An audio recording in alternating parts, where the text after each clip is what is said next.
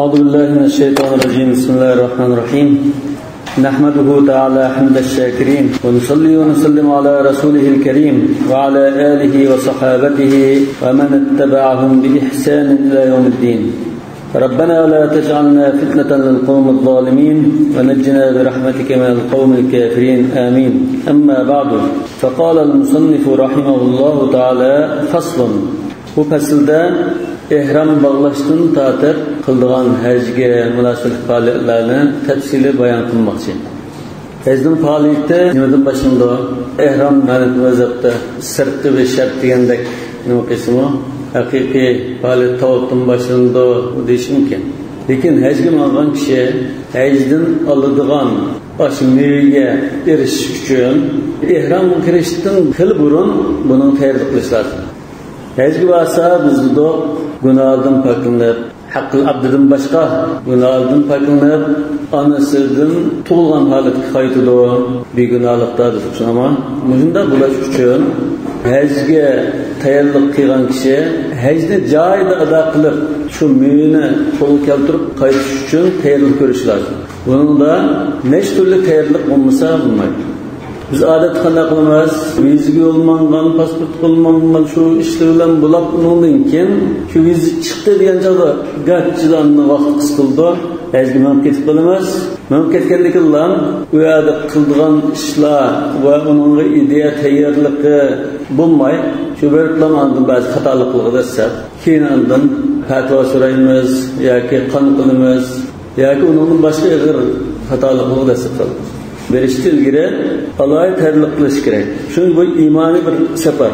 Bu mandalam safar qilib, keyin yo'lga mashinada bor ekan, falan aeroplan bor ekan, maza do'ramni olay, kengchaklardan bir qo'l olay, uni olay, buni olay deb manda tayyorlik uni qilish lozim. Lekin uning ketib asos bu iymoniy bir safar bo'lg'achqa, uni ideya jihatdan tayyorlik qilish lozim. Tayyorliklardan birinchisi masalan ilmiy tayyorlik qilish lozim. İbadet için bilim lazım. El-ilmu ussul amal vel amalu tabi'uhu. Bilme ibadet ise bulmaydı. Bilir, mağlumundan, niyetmundan kılkemiz, mağlumundan şartı mağlumundan, başında bilim üstü kurulgan ibadet oluşlar. Bunun için biz hajga berishdan ilgari hajning tafsili jarayon diqqatli bo'lishi uchun alohida bir kitobni o'qib, bunda tayyorlik qilish lozim. Bo'lsam ba'zi yo'llarda shunday sharoit bo'lsa, kurslarni ichib hojiliga boshdan oyoq qilishni bir chiqatdan boshida bir kurs kirib o'qigandek, 2-3 oy o'qib, undan keyin ba'zi andan ko'zga meni qo'lga keltirdi. İkincisi, maddi tarafdan tayyorlik qilish lozim. Maddi tarafdan to'liq tayyorlik qilib, biz masalan istitariyan ziyad va rohiyatning boshqa ish chiqim qilgan butun iqtisod qilimiz bo'lishi lozim. Iqtisod to'liq bo'lmaganligidan oyada yataq yoki tomoq mujohatdan qizinib qolsa, ibodatni joyida qilinmay qolgan ahvolda bo'ldi. Qonunga ketkizib qo'yildi. Ideya jihatdan tayyorlikning jumlasidan yana bu yer bağlandığı için bunda besixchilik bo'ladi, qistonchilik bo'ladi, boshqalardan surkilish bo'ladi, asallam ochiqlab qolgan urushlar chiqadi. Buning qartami bunda savrchan bo'lishi lozim. Yaxshi axloq, muomalada silib muomala bo'lishi lozim degan bir ideya tayyorlik bo'lishi lozim. Bumuz aya berib, ajillan tilishib, kurishib qolganishi bor. Ten salavat jihatdanmi kasal kishilar masalan dorilarni to'liq ilolab, oyoq bag'andan keyin ba'zi yemak-ichmak ishlarga diqqat qilib, shunda ko'chadagi ba'zi bir qiladigan taomlar qolsa, atsi og'rib qolib, ba'zi ibodatlarni qilolmaydi.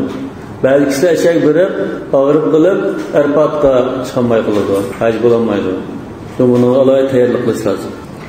Yana bir tayyorlik iymoniy tayyorlik. Riyodan xoli haj degan nom berish uchun bardig'anlar mancha. Başkalarından bahsedecek falan acılık menüs acılmay kelme. Onundan baytursam deydigan mesela. Ya şu mealde şu okşaş yüzü abroyluk tursam ama hajga bormay qalamdan deb bahsedip bardigan. Hajim deyilish uchun bardigan. Bunda ahildir. Bunga zal to'liq ixlos bilan Alloh taolaning roziligini ko'zlab, Alloh taolo farz qilgan mushu ruknini gadimdan saqlab qilma, iymonini yanglab kelma deb faqat Alloh bilan yuzlanish lozim. Parvo qilish uchun shu Alloh taolaning roziligini bilan parvo qilish lozim. Alloh taolo bilan tilaydigan, Alloh taoloning ko'zlaydigan bo'lish lozim. Bu yerga borgandimi faqat Alloh taolo duo qiladi. Ko'zlaydiganmi Alloh, tilaydiganmi Alloh. Buning uchun salaf solihlarning haj qilgan izlarini o'qish lozim. Bular qanday qilgan, qanday ishlarga diqqat qildi, qanday ishlarga ahamiyat bildirdi. Bundan keyin hajga borgan vaqtida eng diqqat qiladigan ishlar qaysi? Shakli islomi, ba'zi javhar xarakterlik islomi. Bizdan ham mashhur shakli bo'lib ketib qoldi. Asayizning farzand İbrahim alayhisolamningki ish izlaridan bir o'rnak. Shuni ulgi qilib turish va İbrahim alayhisolamningki ashunda yuqori darajali Alloh taologa bo'ysunish, fidokorlik qilish, shaytonga dushmanligini ifodalashni o'rganishni iborat edi. Ammo undan keyin hajga borgan chog'da eng muhimi Alloh taologa to'liq bo'ysundigan, qildigan holat keladigan bo'lishlar. Qurbonlik qilish. İbrahim alayhisolam ashunda yashinib qolgan chog'da Alloh taolo bergan farzandi masalan 9-10 yoshlardagi ashunda qari dadasi amroq qilgan shu chog'lardagi o'g'lini bo'g'izla degan buyruqlar bilan ikkilanmay yoki qanday qilganligini demay qurbonlik qilishga shart surganligi bu bizning farzandlar emas, mol dunyoning boshqa har qanday eng amroq narsani biz olib qolsa, islom uchun, Allohning buyrug'i uchun qurbonlik beradigan holat kelish uchun bir chiniq turishga iborat. Mana hajning oldigan muhim foydadan birisi. Alloh taologa to'liq tavakkul qilishni, eng yaxshi shaklda tavakkul qilishni o'rgangan. O'sha Hajar onamizni shunda tashlab ketdi-ku. Hech kim yo'q, o'simlikmi yo'q. O'sha bir cho'lda tashlab ketgan chog'da Alloh taolo buyurdimi, Alloh taolo undan zayi qilmaydi deb tavakkul qilganligi amaliyotda zayi qilmaydi. Zayi qilmaydi. Buni o'rganish lozim. Shaytonni tashlatish, shaytonning vasvasalaridan saqlanganga, shaytonga dushmanlikni ifodalaydiganga, shaytonga jang e'lon qilishga iborat. Ammo mazmunlar eng muhim mazmun. Uning boshqa ishlar balki shakli bo'lishi mumkin. Lekin hajga borgan chog'da mushu nuqtalarga alohida diqqat qilganga iymoniy tayyorlikni berish lozim.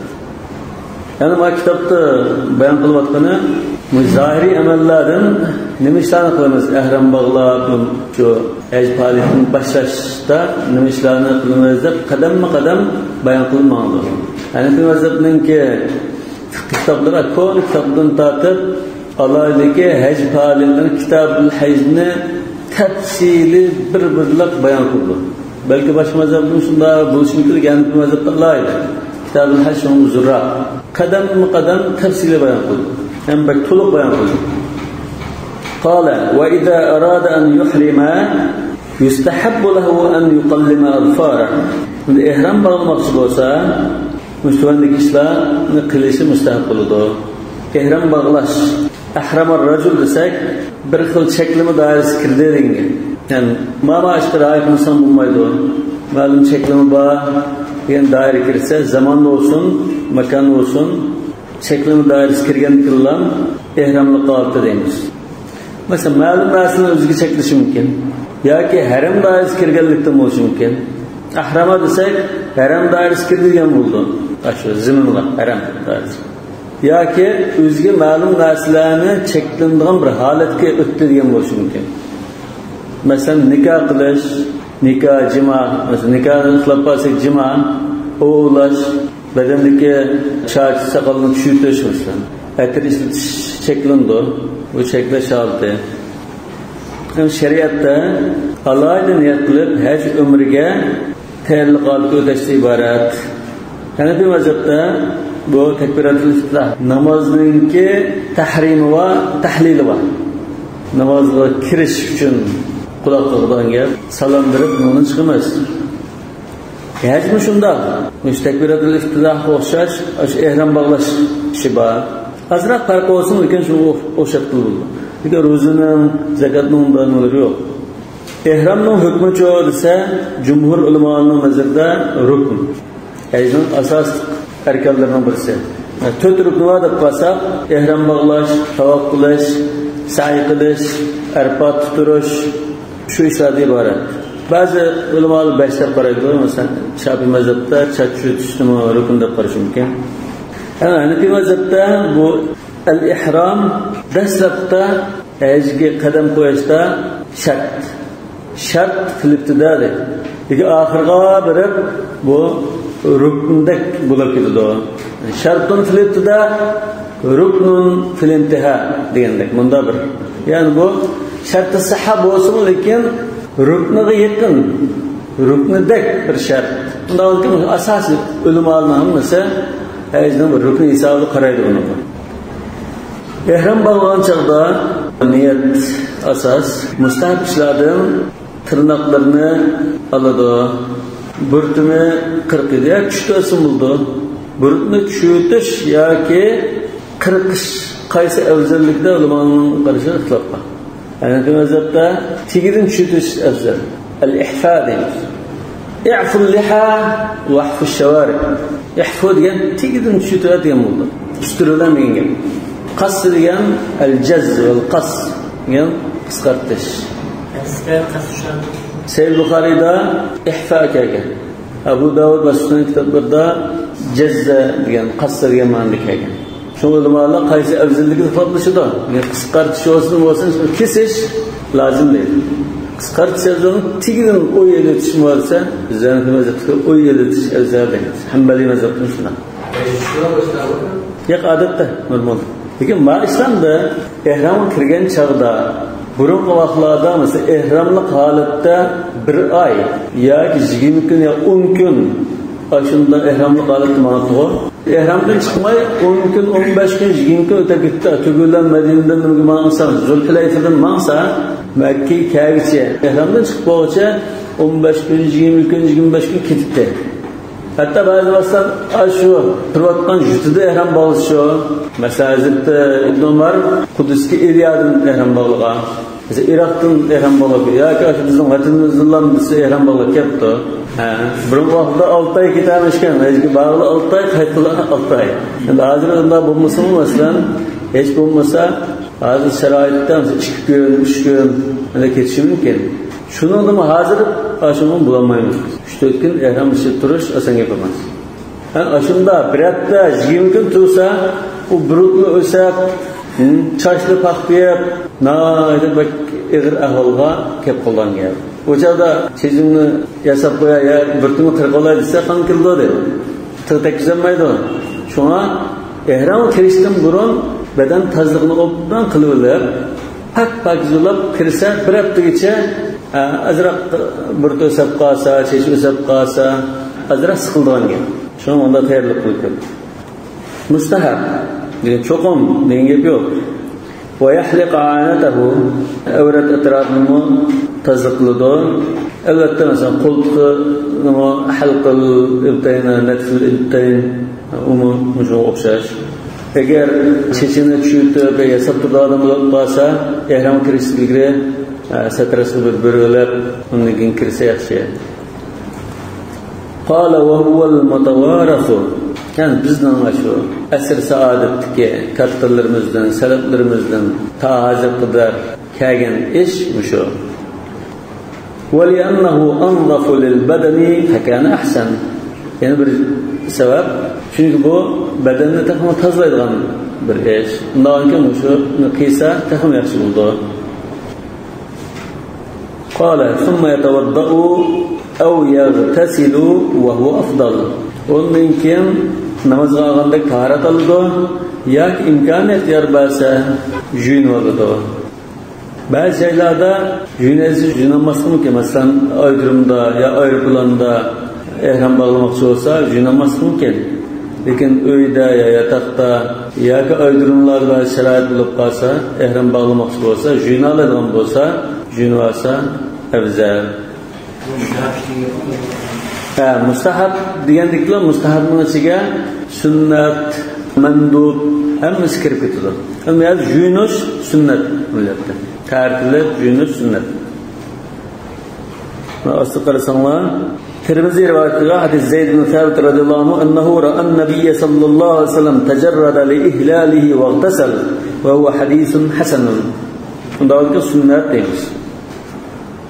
Jumhur ulamolar ihrom bog'lash uchun yuyinishninki sunnat mustahabligida ittifoq. Lekin vacib emas deb qaraydi. Ehram bağlash uchun juyunish vacib emas. Rasulullohning ehram bağlash uchun juyinganligini kitobning ostida tahqiqlab hadisni rivoyat qilib qo'ydi. Yana Rasululloh sallallohu alayhi vasallam boshqalarni juyinishga buyurganligi hadis kelgan. Masalan, anna Rasululloh sallallohu alayhi vasallam amara Asma bint Umays radhiyallohu anha wa hiya nufasa an taghtasila 'inda al-ihram. Yana amara Aisha radhiyallahu anha an taghtasila 'inda al-ihlal bil-hajj wa hiya haid.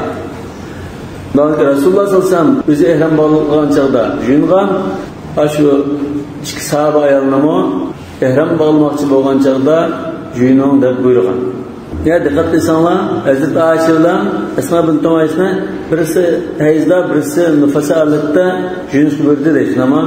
Bu ihrom bog'lash uchun, badanni tozalash uchun, tozalik uchun juyunish bo'lg'achqa hayzda bo'lsin, nufasa bo'lsin, juyunadi. Yana bir tarafdan bu aslında bez qilib qolsin, qisqistamiz adamga to'plashgan joylarga chetishlik bir ibodat bo'lg'achqa juyunish yaxshi. Xuddi masalan jumaga juyingandek yoki hayitga juyingandek. Va huwa afdal, ya'ni al-igtisal. Huwa degan damir igtisal qaytadi. Afdal dedishnaman, ya'ni ihrom bog'lash uchun shart degan gap yo'q. Mustahab, afdal, mandub, sunna degan. Bunda bo'lgan tahorat yo'q yoki junub kishi bo'lib qolsa ihrom bo'lsin bo'lardi. Ve shart degan gap yo'q-ku. Masalan, tardalgan ahol sharoit yo'q ekan. Tarishib ketgan holatda ihrom kiyish lozim, niqobni o'tkazdi. Qanday qildi? Ihromga kirib buni yurdi. Junub kishi junay desa, suv yo'q yoki junish absiz. Ihrom kirmoqchi, qanday qildi? Ihrom kirib buni yurdi. Ya'ni hadasul akbar va hadasul asg'ardan pak bo'lishi shart emas. Yani bir mazhabda ihram bağlash uchun suv topolmay qolsa, uning o'rniga tayammum qilmaydi. Hanbali mazhabda tayammum qiladi. Maqsad shu badanki shu badan tozaligidan iborat. Shunga junub bo'lgan taqdirdami shu ihrom kiriyasi bo'ldi deymiz. Badan tozalik bo'lgan. Agar yo'q bu hadasdan pak bo'lish lozim degan bir shart bo'lsa, junub kishi ihrom kiramsin. Yuyingandan keyin undan kirsin. وَلِأَنَّ الْمُرَادَ مِنْهُ التَّنْظِيفُ. Bunun maksat tazliq qilishdan iborat. وَالْغُسْلُ أَبْلَغ. Juyunsa texmi undan tazliq qilgan bo'ldi. وَلَوْ اكْتَفَى بِالْوُضُوءِ جَازَ. Kishi tartib bilan juyunmay bo'ldi qilsa, bu mujoiz. Kama fil juma, juma o'xshash. وَتَغْتَسِلُ الْحَائِضُ. Ezda ayollar qasimi ihrom bog'lash uchun juyunadi. Nufasa olsunmu juyunadi. Sabiba olib qasimi juyunadi. Aydan lima zakarna annahu lit-tanzif. Chunki biz bu juyunishni badan tozaligi uchun juyunish deb muayyanlashtirdik. Qala va yalbasu izaran wa ridaan jadidayn abyadayn wa huwa afdal. Ihromlik kiyimini kiygan chaqda ikki parcha raxtdan iborat bu ihromlik kiyimi. Izar va rida jadidayn, yangi abyadayn, apaq va huwa afdal. Mushunda kiyimni kiyishi afzal. Izar va rida deganga ba'zan er kishilarning haqqi deyiladi. Er kishilar izar va rida ikki parcha raxt bilan yurgan bo'ldi. Lekin ayollar o'zining odatda kiyib namoz o'qiydigan kiyim bilan mansa ihrom bo'ldi. لأنه لا بد من ستر العورة ودفع الحر والبرد. Çünkü ihramlık kiyimde çoğun avretni örgeç lazım ve yana ısıktan soğuktan saklaydıgan kiyim bulaş lazım. Bu iki parça kiyim olsa, iki parça rak olsa vücut çıkıdı. Birisini kindiki geçe yürgü oldu, yani birisini saat oldu. İki parça rak.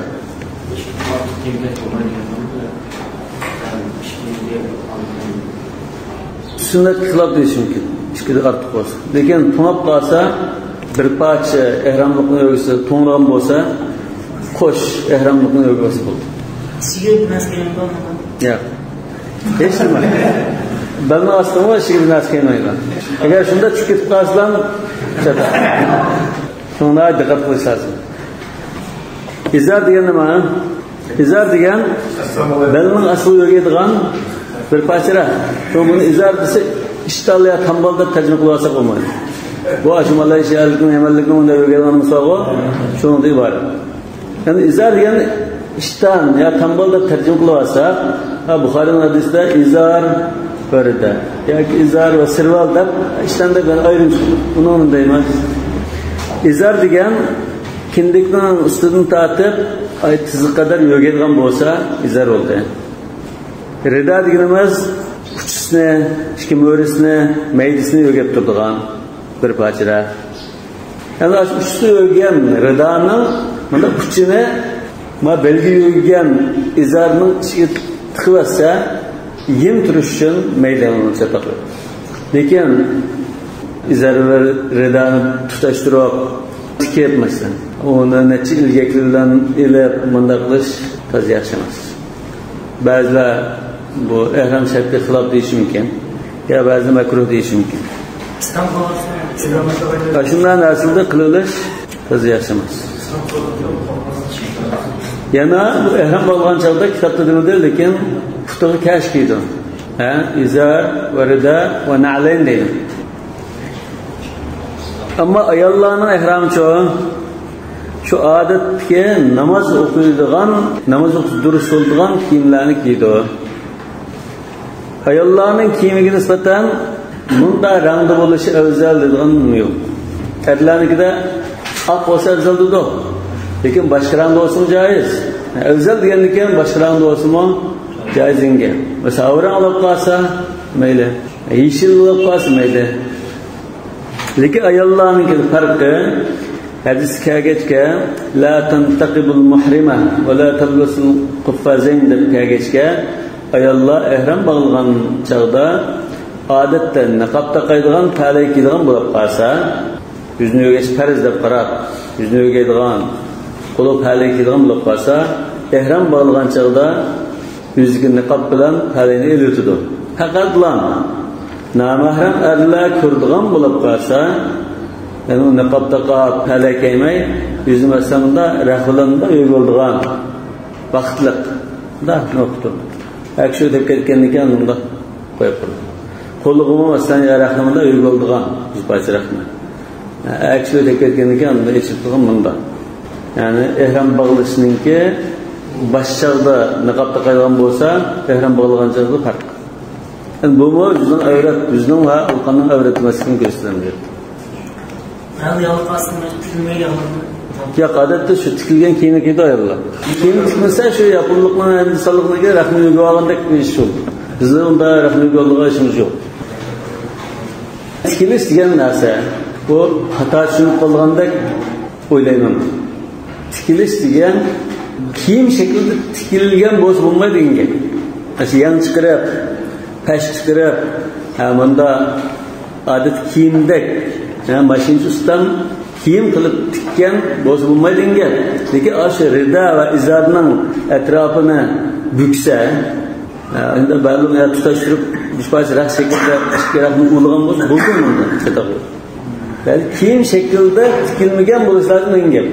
Mahit diyen, lepsil mahit diyen. Bu ayallarınki maşinci ustan tikken kiyim olsa bular oldu. Adet şu gündüz turmuş giydiğin kiyimi şu.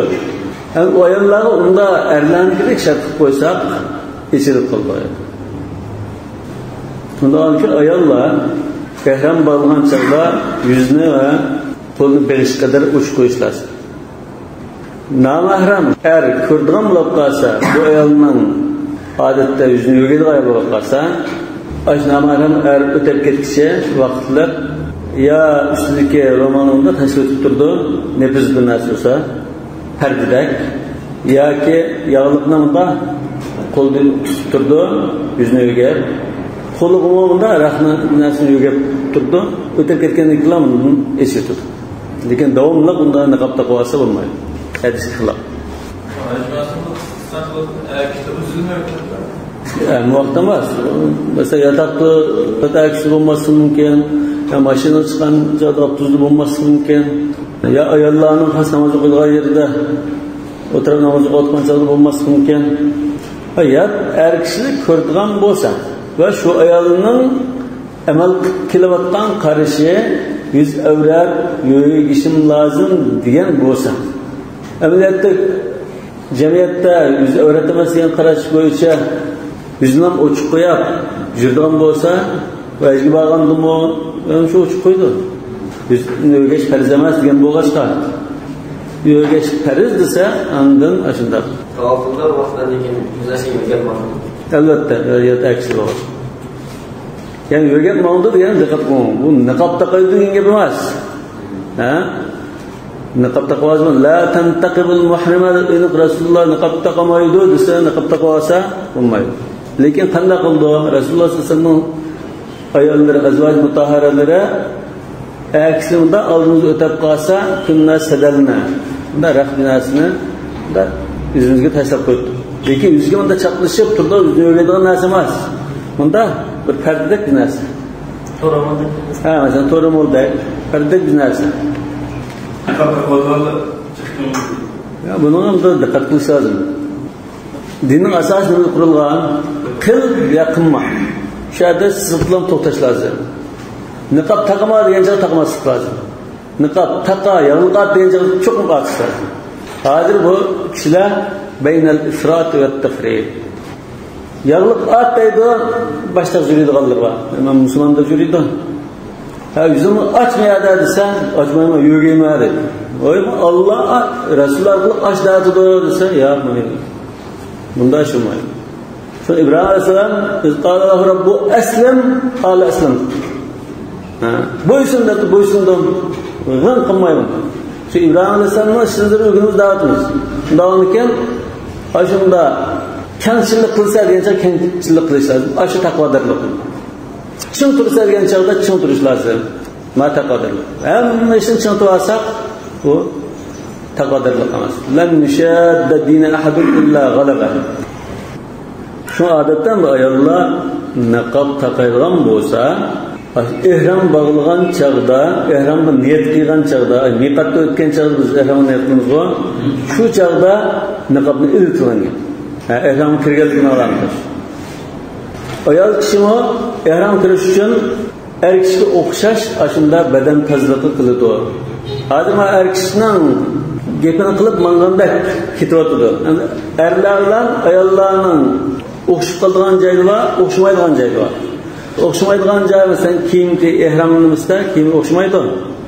Tozalik qilishda o'xshash. Ayollar mana badan tozalik qilib, tirnoqlarni ilib, terlik qildi. Shu afzal. Miyada abiyat dedik ama erlarninki, ayollarning shundoq ihrom kiyimi oq bo'lishi shart emas. Yoki vojib emas. Afzal, oq bo'lishi afzal. Boshqa rangli bir ihrom kiyvasi bo'lmasa, yeshil ihrom bog'labdi, havorang ihrom bog'labdi. Joiz. Ayollarning ko'k kiyim kiyibdi, qizil kiyim kiyibdi, bular chadaq yo'q. Ihrom to'g'ri bo'lardi. Lekin ham Aqna afzal deyishdi, hikmat nima? Afzalligida unda ittifoq. Hadis kelgan bo'lg'achqa. Ba'zi ulamolar haj degan butun dunyo va hokazodan tashlab Alloh taolo to'liq uzilishdan iborat. O'tmish bilan dunyo bilan munosabat butun uzilishdan iborat. Yani oq rang bo'lsa, bu yangidan bir sayfa boshlagandek. Sirtli ko'rinishli dunyoni tashlab Alloh taolo o'zlangandek ichki jihatdanmi pak-pakiz bo'lib noldan boshlaysa degandek bir mazmunni bildirdi. Ichki va tashqi suzuklik va poklik bo'lish lozim. Shunga oq rangli bo'lish shart demasmi, ichi bilan tishi o'xshash bo'lish uchun oq rang afzal deb qarildi. Rasululloh sollallohu alayhi vasallam ba'zi hadislarda البسوا البياض فإنها أطهر وأطيب وكفنوا فيها موتاكم degandek buyruqlar kelgan. İmam Tirmizi rivoyat qilgan sayidida shunday kelgan. Ma kitaptumu şu münasebet bir hadise. Hayru thiyabikumul bid. والنبي صلى الله عليه وسلم اتزر وارتدى عند إحرامه. رسول الله صلى الله عليه وسلم إحرام بلغان شغدا إزار واردا كيغان والجديدان أقرب إلى النظافة. ين ولب قاسا بتهم باكز oldu. Burun kaygan olsa jüp giydi. قال ولو لبس ثوبا واحدا يستر عورته جازا. Öğretini ögeydiğen bir parça raftını yögüvasımı caiz buldu. Bu zürüret tıkılıp kalsa ilvaga ehramın bir parçasını tapamını düşürtüretti. Bu yerde ehramlık seti olduğun dükkan binası yok. Daha sonra bir parça raftını yögüvasımı buldu. لِحُسُولُ الْمَقْسُودِ Maksat ıda oğanlık. وَيَتَطَيَّبُ اِنْ وَجَدَ Yatatayyabu diyen dışarıda kuşkuyu sürtüdü. Kuşkuyu sürtüdü deyin. Neyi sürtüdü? Bedenini sürtüdü. Ehramlık dinlemez. Dikkat kılama. Yani bu ehramda kiriştiki yapar. Ehramın kirip olan çağımaz. Ehramın kiriştin burun. Mesela jüyün o. Ehramlıkını kiymen diyen çağda kuşbırak eter mesela. Meşki emberde geçen bedenge. O dağın suvatkenlikken bu bir hafta ehramda mansımı o çağdaki etirler kuşbıda cın etirler. Hazır mı kımmetleri var mesela bir ayırıcı kurak durdu. Kurak etmeydi. Burun katırlı şunda sıfatlık etirildi. Bunun su varsa yüzlü jusu mu? Ya çam tuzağın başkanından boğusu mu? Bir hafta içe onun gibi kurak etmeydi. Kuşbıda bir hafta durdu. Tavırmaydıgan manda bir aleti buldu. Şu ehramı kılığını kiysin burun, bedenini suutup anda ehramı kiyse, bir hafta geçe, aslında çam tuzağında seferden bulup kalsa, başka bir narsa durmaydı. Şunda tehlikesi buldu dedi. قالت عائشة رضي الله عنها كنت أطيب رسول الله صلى الله عليه وسلم لإحرامه قبل أن يحرم. Ben Resulullah sallallahu aleyhi ve sellem ehram bağlamak olsa, ehram bağlaştığı ilgili Resulullah sallallahu aleyhi ve sellem'e kuşkuyu sürtüp koyup deyindir. وقال محمد رحمه الله لا يتطيب بما يبقى بعد الإحرام. İmam Muhammed, İmam Malik'in şunda da paraydı. Ehram bağlagandan kin eseri kaptalığın kuşkuyu sürtmeydi. Vakitlik da bir kuşkuyu işletsemeydi. Lekin ehram bağlagandan kin biraz gün geçe o pırap durulgan bunda kuşkuyun kızı bulmaydı. Nime için? لأنه كالمستعمل له بعد الإحرام. Çünkü bu ehram bağlagandan kin mu etir işlerken kulak kaldı. Ehram bağlagandan kin bu adamın bedeninde etir bağım yok mu olsa bağ. Bu ehramla kalıp da etir işlerken kullandı. Ve cevabı lekin namda bunda ene hadis boğaçka bu İmam Muhammed ve İmam Malik'in karşı aciz. Şu an Hanefi mezhep bunun cevap verip ma ruya an Aişe radıyallahu anha enha qalat fekeenni anzur ila wabis at-tib fi mafraq Rasulullah sallallahu aleyhi ve sellem ba'da thalithati min ihrami. Ma Resulullah sallallahu aleyhi ve sellem gajında kuşkusu koyattem ehram bağlamakçı olsa ehram bağlagandan keyin Resulullah sallallahu aleyhi ve sellem'nin çeçini o'ttirdan ayırdı o. Çeçini o'ttirdan ayırgan şu yerga qarasam, şu mesela pişanlari nishagunda sürtken bo'lsa, 3 kundan keyin mu qarasam Resulullah sallallahu aleyhi ve sellem'nin pişanisi açıman sürtib qo'ygan xushpuroq atirlar val qilib taqrab turayotganligini ko'rdim. Bu anda burunqi atirlar shunday yog'dak, ayni qo'yoq ya asaldek ashunda xushbilan da sürtib qo'ysa, juyusimi masalan yuzli juyusimi uni tutilib yo'qolib ketmaydigan da rangi yoki xushbo'y qilib qolgan. Yani ba'zi rivoyatlarda 3 kundan keyin deb kelgan. Ba'zi rivoyatlarda 3 kundan gap yo'q. Demak, shu xushbo'yning izi ehram bog'lagandan keyin bir necha kun ko'rinibdi demoqchi. Yana bir rivoyatda kuntu utayyibu Rasululloh sallallohu alayhi vasallam لإحرامه حين يحرم ولحله قبل أن يطوف بالبيت والممنوع التطيب قصدا. İmam Muhammed ve İmam Malik qarta berdiğan cevap birincisi en hadis geldi. Şu an rad qilamiz. İkincisi ehramlı holatda cheklangani ehramni kiyib bo'lib qasdan atir suvsam undan cheklandi. Yani ehramdan keyin, ehramdan ilgari emas. وهذا تابع لا حكم له.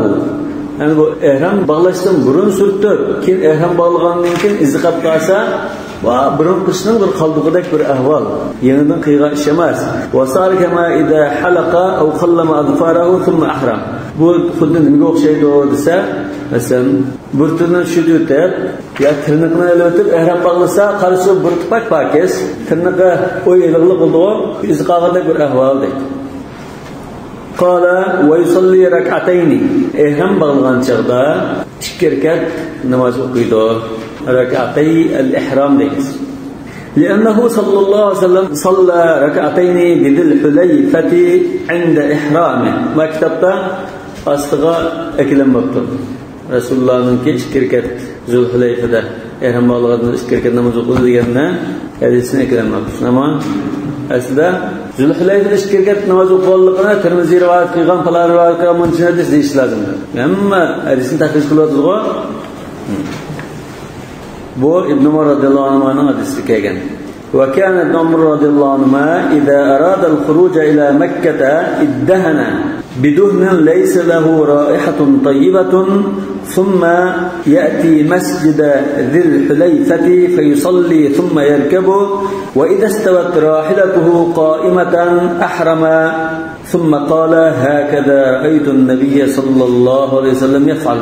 سيد البخاري ده كيف أنا ذو الحليفة إشكركت نماز قدير إنجاب بخاري ده كيف lekin ehram bağlagan chog'da ishkirkat namoz o'qishning hukmi nima?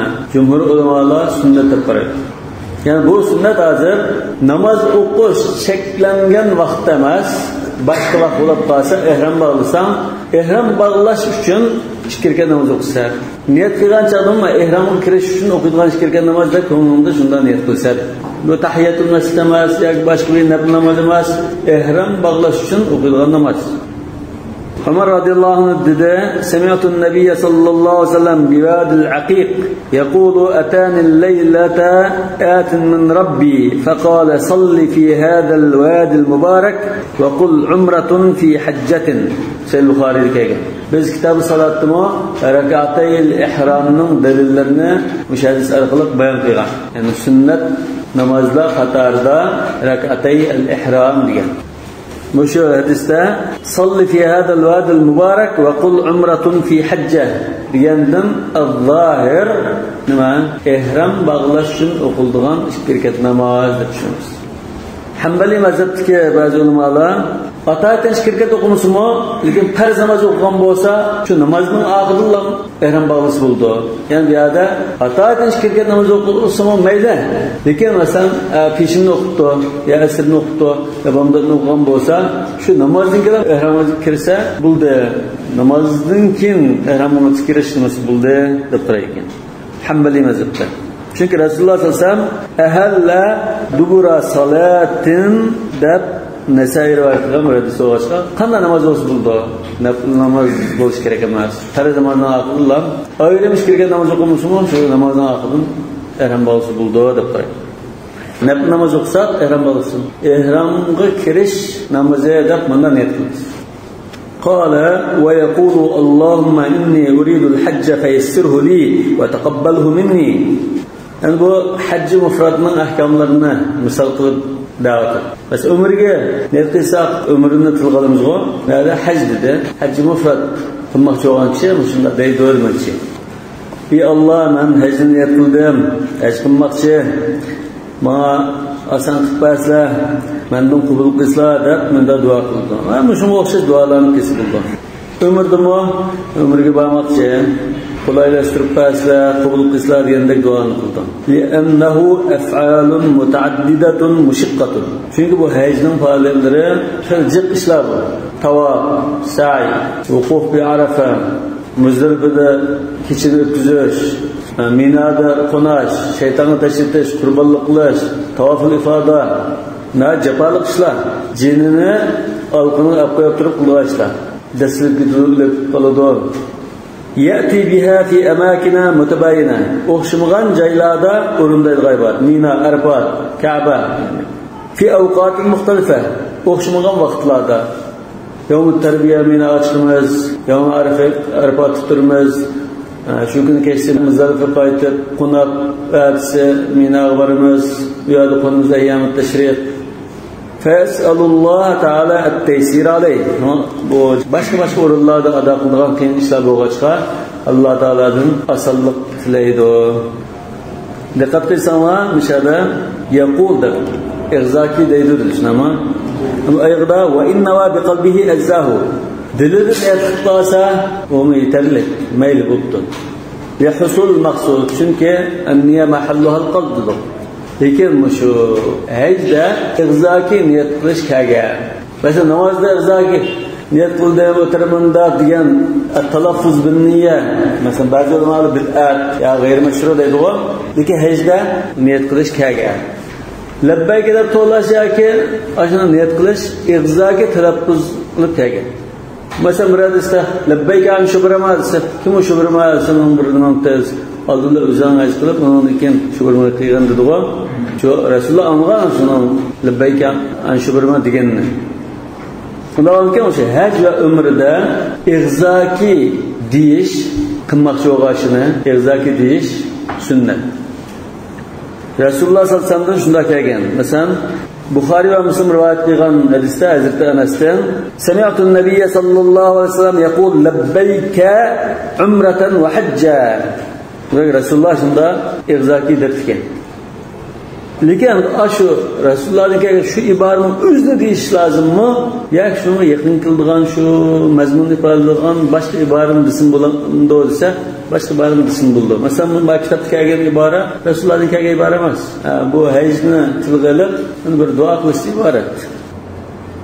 Biz ehram bog'lagan chog'da shunga yaqin qildigan bir so'zni qilsa, ehramni kiyish bilan shunga yaqin qildigan bir so'zni qilsa, shu hisob qildi. Masalan, ehramni bog'lablan niyat bunda narsa niyat qildim demisinmi? Labbayk Allohumma labbayk deb labbaykni to'lab ketsa, esa takbir, tahlil, tasbih buni to'labsimi hisob qildi. Yoki yo'lga ketsa, ehramni bog'lab, mashinaga o'tirib shu yurib ketsa, uni niyat qilgan bo'ldi. Yoki unda hadini taqlid qilamiz, ish orqali emas, shunday ishlarni birinchisi qilsa yetarli deydi. Yo'l asas o'g'in nima? Niyat. Al-a'malu bin-niyya. Niyat ifodalagan so'zlar har xil so'z bo'lsa, shu niyatni ifodalasa bo'ldi. Qala wal awwalu awla. Yana shu izlan qilmoqchi bo'lgan ishni tilga olib turib, izla ifodaligini shu avlar, shu mustahab, shu afdal. Rasululloh shu tildan shunda qilmoqchi bo'lgan ishni atgan. Wal akhrasu yuharriku lisanahu. Azalna chiqaray deb qolsa, gachi kishi bo'lib qolsa, tilni bundan midillatgandek bir ishni bo'lsa, tildan o'qam. Boshqa tili saq odamlar zaki deydi. Walau nawa mutlaq al-hajj yaqa'u al-fard. Mutlaq hajni niyat qildi. Masalan, haj farzmi yo naflmi deb o'qimay, haj qilmoqchi deblam. Labbayka bi hajjin debtimiz. Shunda desa, buning qilgan haji farz hajga hisob qildi. Farz hajni qilmagan kishi bo'lib qolsa, hajga boraman, haj qilmoqchi, labbayka bi hajjin deb qolsa, farz hajga muayyanlashib ketdi. Tarjihan li janibi. Chunki farz ig'rivasidir. Nafldan farz ig'rivashqa, farzning niyat qilganligi muayyanlashidir. Va huwa zohir min hala. U kishining ahvoli qarasak shu, hajni niyat qilmoqchi deymiz. Nima uchun? Li'anna al-aqila la yatahammalu al-mashaqqa al-'azimata wa ikhraj al-amwali illa li isqat al-fard. Chunki bu haj qilmagan kishi bo'lib qolsa, buni nurg'un chiqimlarni qilib, nurg'un jafo, mushaqqatni tatib, niyat qilmaydi deymiz. Bu cho'qim shu farz uchun qildi deb qaraymiz. İza kana alay. Gadinda da farzay saq bo'lgan bo'lsa, bu cho'qim farzayni qildi deymiz. Va inna wat tatawwu'a ig'zoki aytman, nafl hajga mangdim deb iniq deb qolsa, vaqa tatawwu'a. Bu cho'qim nafl haj. Hatta masalan farzayni qilmagan kishi bo'lsa, nafl hajni niyat qildim deb qolsa, bu nafl haj bo'ldi. Undan keyin ana farzayni ayrim qilishimiz lozim. Nima uchun naflajga muayyanlashib ketdi? Chunki og'zak aniq deganlik shu. Aniq o'zi naflaj qilmadi deb. Wal a'malu bin-niyya. Id la dalalata ma'at tasrih. Chunki bu yerda aniq deb tursa, yana biz boshqa maqsad qilgan bo'lishi mumkin demaymiz. Lekin ba'zi ibodatlar muayyanlashib ketgan bir ahvolda, masalan, Ramazonda nafl ro'za tuman desimi, farz ro'zaga hisoblab ketadi degandek ahvol bor. Ma'noda nimani aniq desa, shuni hisob qildi deb. Summa yulabbi aqiba salati. Namozni o'qib bo'lgandan keyin labbayka deb to'lash tushidi. Va in sha'a idastawat bihi rahilatu. Xalisa tugisiga minib, tugisi o'rnidan qo'zg'almagandan keyin andan labbayka deb to'lsin bo'ldi. Rasululloh sollallohu alayhi vasallamga Madinadan chiqib, Zulhulayfada shu masjidda talbiya to'ldimi yoki masjiddan chiqib Bayda degan cho'lga chiqib shu yerda tugiga minib, tugini qo'zg'atib, mang'ancha talbiya to'ldimi deganda sahobalar qilib chiqqan. Ba'zilar ya masjidda to'lanmagani, ba'zilar tugisiga o'tirib, tugis qo'zg'alib, tugisini mang'durgandan tatib andan ihrom bog'lagan. Buni Ibn Abbos radhiyallohu anhu tahqiqlab ba'zilar Rasululloh sallallohu alayhi vasallam masjiddan chiqqan chog'da talbiya to'lganini anglagan. Ba'zilar uni anglamay, tugiga mingan chog'da shu chog'da talbiya to'lganini ko'rib, ya Rasululloh tugiga mingan chog'da talbiya to'lgan degan amaliyotda Rasululloh shu masjiddan chiqqanda talbiya to'lgan. Shuna ichkirisi to'g'ri bo'ladi. Val avvalu afdal. Ya'ni shu masjiddan tortib, ihrom kelgan chog'dan tortib talbiya to'lash afzal. Qala va talbiyatu. Talbiya to'lashdan iborat. Talbiya degan lavay deyishdan iborat-ku. Burun bartanda so'nglar bo'libdi. So'nglamasdan birisi chaqirsa lavay degan gap bordi. Hozir bunday gap yo'q. Xo'shmi yo'q hozir. Lavay degan bu adab, ehtirom nimasi bor. Bularni cho'nglar chaqirsa lavay deyish adab nimasi. Ha degan gap. Bu talbiya labbayka degan bir chaqiriq bor desak, chaqiriqqa lavay deyish iborat. Bu chaqiriq qaysi? Ibrohim alayhisalomga Alloh taolo buyurdi-ku: "Va idzin fin-nas bil-hajj ya'tuka rijalan va ala kulli damir." Ey Alloh, men chaqirsam kim anglaydi buni? Chaqiriqni bu Makka bir Arab yermadi bir hech kim yo'q yerda, uni to'lsin kim anglaydi desa, sen chaqirgan antish bizdan degan. Va hozir biz labbayka deb bağlanamiz. Ay Alloh taolaning Ibrohim alayhisalom orqali "Voy xaloyiq, haj qilinglar" degan chaqiriq bor-ku.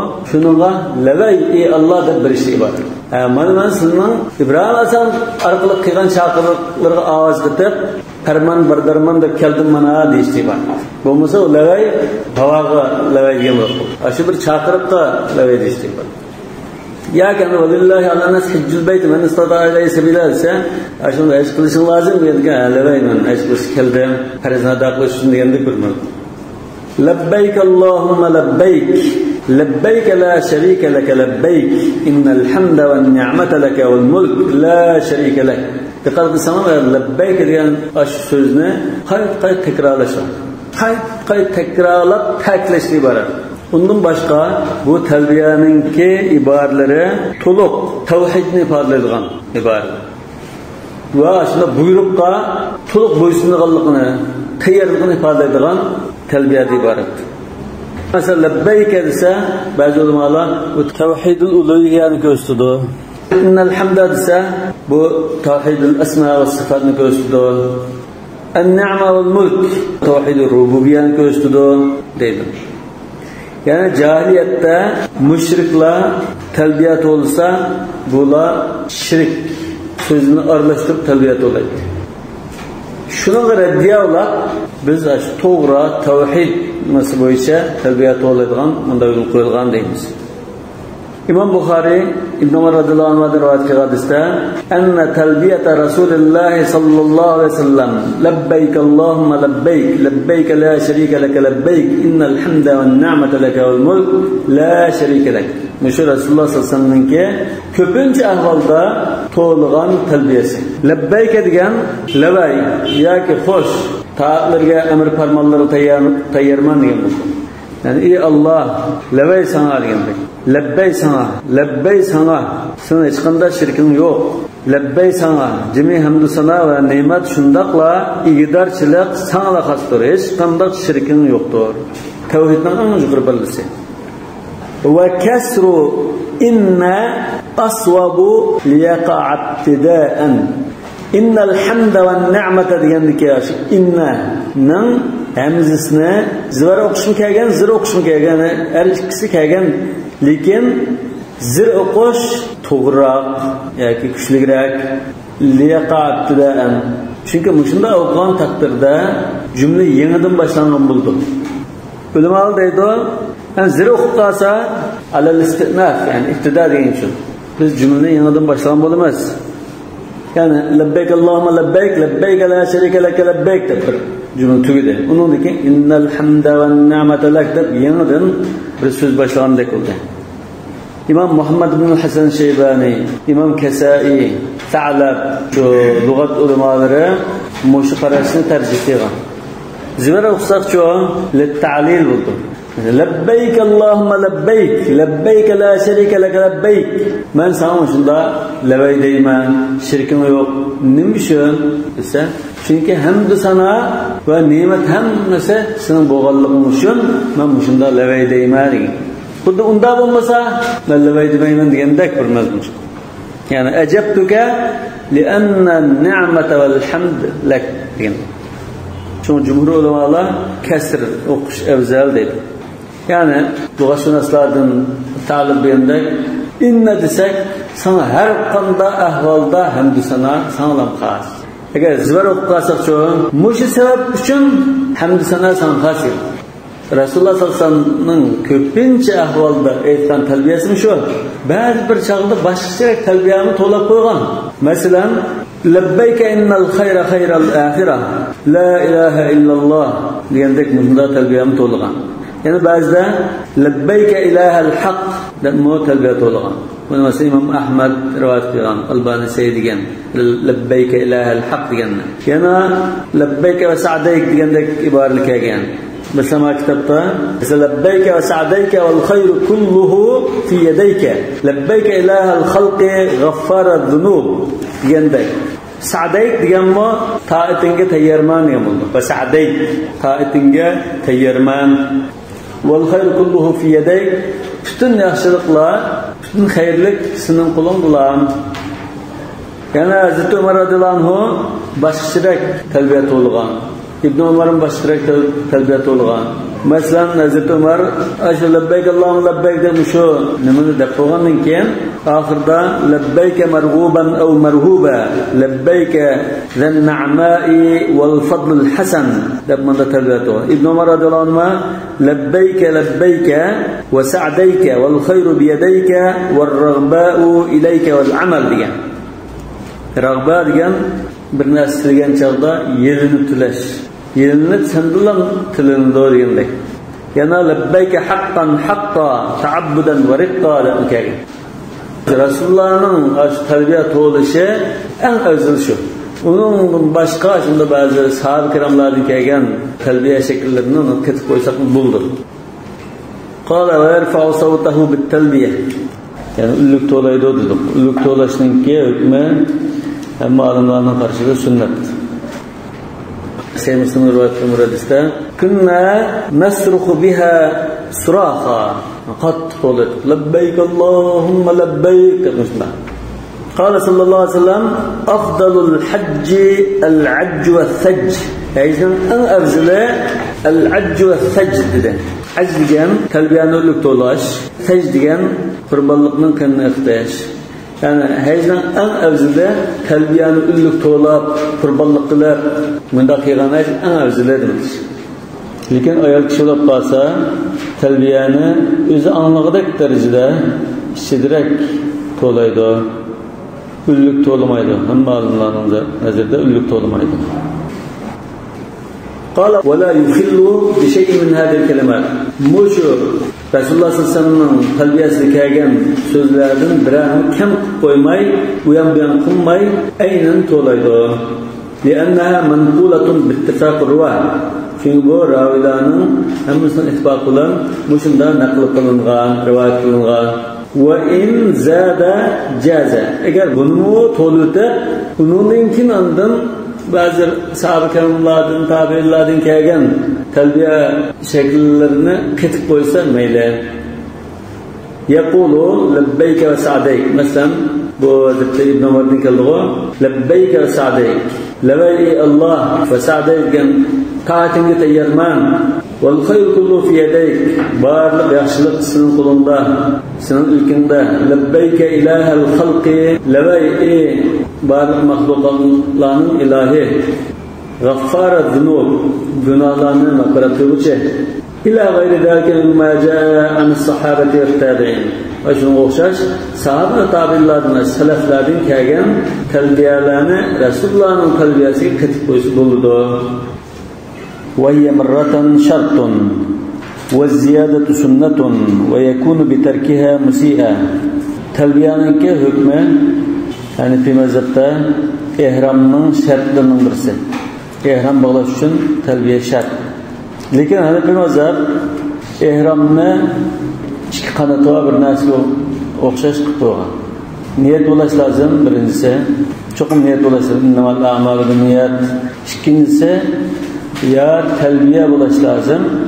Talbiya bo'lmagan taqdirda shuning o'rnida zikr tasbihdak yoki ajillan billah ihrom bog'lab yo'lga chiqish yoki qurbanlıqına aldığısı beyletmemiş yoki tügünün lokusunu qanatib belgi qilish ya boyun bir narsa isqilib taqlid qilishdek ashunda bir talbiyaning o'rnida turadigan bir narsa bo'lishi lozim. Shu yerda vayya marratan shartun dedi. Bir qatam shu talbiyani aytish shart. Bir qatam talbiya aytmay yoki ihromni niyat qilganligi dalolat qilgan hech qanday bir sodir bo'lmasa o ihrom emas. Davomida Hanefi mazhabda ihrom kirish uchun cho'qim niyat bo'lishi lozim, ikkinchisi zikr bo'lishi lozim deydi. Bu zikr nimadan iborat desa, talbiya yoki talbiyaning o'rnida turadigan ayında tasbih, tahlil, takbir yoki ba'zi bir harakatlar. Masalan, talbiyaning o'rnida turadigan harakatlardan qurbanliqni aytmash, belgi qilish, bo'yni esish degandek.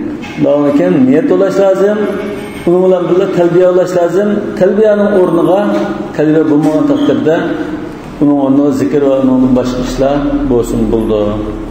Lekin niyat qilib bilan talbiya bo'lmasa yoki talbiyaning o'rnida turadigan zikr yoki boshqa bir harakat bo'lmasa, o chaqda ihrom kirgan bo'lmaydi. Muhrim bo'lmaydi. Çünkü Allah Teala "Faman farada fihinnal hacca fala rafata ve la fusuqa ve la jidala fil hacc."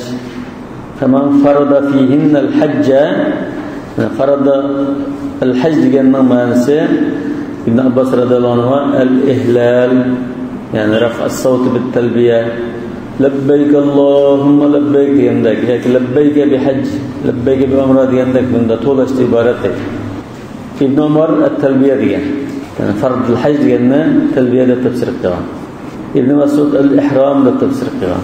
Hazrat Aisha la ihrama illa liman ahalla aw labba degan. Bunga mishada cho'qim niyat bilan talbiya bo'lishi lozim. Ya talbiyaning o'rnida zikr yoki hajga xos harakatlar bo'lishi lozim deydi. Lekin boshqa mazhablar uchun Shafi'i va Hanbali mazhabida talbiyaning o'rni sunnat. Bu bir zikr bo'lgan ekan, uni qilmay qolsa-mu hech gap bo'lmaydi. Maliki mazhabda talbiya vojib. Agar talbiya to'lmay qolsa, qo'y qanot qilish lozim. Chunki Rasululloh sollallohu alayhi vasallam "Xudu anni manasikakum" degan. Shu manasikning ichida talbiya to'lash bor. Bundan boshqa Hanafi mazhabda buni da namozga quloq qoqqandek masalan takbir tahrimiga o'xshatdi. Shunda bo'g'ashqa Hanafi mazhabidagi ulamolar buni agar arabcha to'lamagan bo'lsa, o'zining tilida to'lsin bo'ldi. Shuning tarjimasini desin bo'ldi. Qala va ziyadatu sunnatun. Bir qatimdan ortiq to'lash sunnat. Masalan, har qatim bir do'ngga chiqqan chaqda yoki boshqa yo'lovchilik uchirgan chaqda farz namozlardan keyin ashunda fatbat ashunda labbayk deb to'lab turgan. Yoki masalan saqchi tekshirimiz deb kelsa, javozat tekshirdigan va chazildan labbayk Alloh deb tazbir to'lsa, vojib ekan deb o'tkazadi. Aciliğinin bir belgisi bu. ويكون بتركها مسيئا. Musib degan so'zda yaxshi qilmagan bo'ldi desa bu kiraha tanzihiyani ko'rsatadi. Ya'ni shu bir qatimdan ortiq talbiya to'lmasa bu makruh kiraha tanzihiya. Ya'ni bu bir xil sunnatni tashlab qo'ygandek bir ahvol. Tarkiha deganda hana ziyoda deganga qartamo. قال فإذا نوى ولبى فقد أحرم. النية كلده كونده إغزاكي أمسا إغزاكي قيسمة تخمو طلق كلده لكن كونده نية قيام بوسا ولبى لبيك اللهم دب طلقان بوسا فقد أحرم. إحرام لقالتك كركت كم بلده يعني شكل شالته لأنه أتى بالنية. نيوچن إحرام لقالتك دايمازسا çünkü bu niyetni o'rindida va zikr talbiyada iborat zikrni mo o'rinda qildi. Kama fi solah xuddi namozga o'xshash.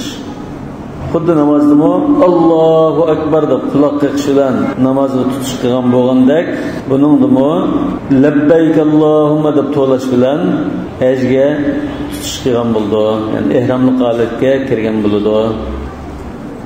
Fayadkhulu fil ihram. Shuning bilan ihramga kirib ketadi. Hamishada faida nima deganni qalbida niyat qilsa desak, qalbi bilan qator tilida niyat qilaversa, uniki labbayka desa, u taxmo to'liq bo'ldi. Ya qalbida niyat qilib labbayka deb to'lsa, bo'ldi. Niyatni ayrim ulluq qilmasmi? Niyatni o'zaki qilmagan taqdirdami, ihrom kirdi deymiz. والله أعلم بالصواب. سبحانك اللهم وبحمدك أشهد أن لا إله إلا أنت أستغفرك وأتوب إليك.